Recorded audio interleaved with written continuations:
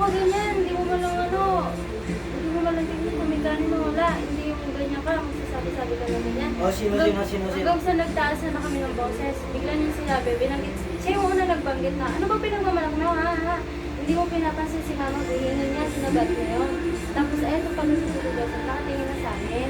Tapos, sabi ko, wow, anong galing pa niyang mamalaki mo? Sabi ko gano'n. Tapos sabi niya, ikaw, ano pinagmamalaki mo? Hindi mo pinapansin si mama. Sabi ko gano'n.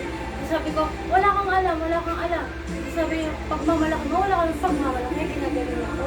Tapos nung saktong kabalik ko na naman, ikaw din ako, wala kang mapagmalaki. Biglang sumubog si Tito Joseph. Nung ako na nagsabi, pero nung si Ira, pinapakinggan niya lang yung sinasabihan ako ng gano'n. Tapos nung ako na nagsabi, bigla siyang, ikaw, ano ba pinagmamalaki mo? Pinapasok niya ako doon sa kwarto. Tapos ito si mama at si Ira, hinaharap niya. Ano ba pinagmamalaki mo? Sabi ko, si Ira ako na nagsabi noon. Binalik ko lang sa kanya, sabi ko gano'n. Ano ba pinagmamalaki mo? Dapat ka naman na, wala ka naman din natulong dito. Ginising niya ako. Tapos sa harang-harang mo ito, Ira na ito, kala ko eh.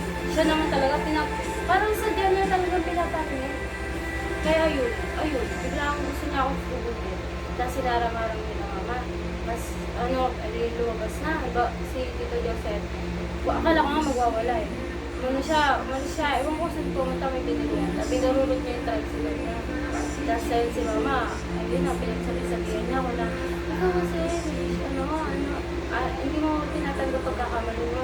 Tapos sabi ko, inopen ko din sa kanya kung bakit masama loob ko sa kanya. Sabi, ay hindi. Oo, umiyak ako habang, malakas din, naririnig ka nila. Ay, dun sa kapita. Si Ate Ro nag-chat. Sakto nag-chat pa si Ate Ro. Di ba lalong naiiyak? Tapos, ayun, sabi niya, ikaw kasi, basta ang dami yung sinabi din ako na sa kursa.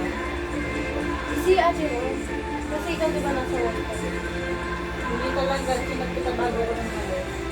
Ay, hindi ko alam sino yung mga. Pero alam ko si Ate Ro kasi narinig niya, malapit ako sa mga. Tapos, ayun na, hanggang sa dumating na na, ayun, kinausap ko yung mga. Tapos sabi niya, ano sabi niya kasi, Dalawang hair. tatlo kami eh. Lumabas na pinggay. Nasa kwarto kami. Si Ira na nakikinig sila. Sabi ko, hindi niyo rin naman pinapakinggan hanggang sa inopen ko sa kanya yung alingan. Sabi niya, hindi mo ba alam yung biro? Hindi mo ba alam yung biro? Sabi ko, ma, hindi nga maging vampiro yun. Na sinasabi mong ba yung anak mo tapos ina-anxiety. Sabi ko, sabi niya, hindi mo alam yung biro. Ikaw nga, pagkasabi na balik niya sa akin, ikaw nga, ganito ganyan, ganito ganyan. Tapos sinopen ko na sa kanya na kung bakit sumamalog ko sa kanya. Hindi niya ako pinapakinggan. Ang sinasabi niya pa rin na, hindi ka kasi marunong tumanggap ng kamalian mo. Hanggang sa kumakalmakal mo na ako, pinapakinggan ko na lang siya. Tapos sabi niya,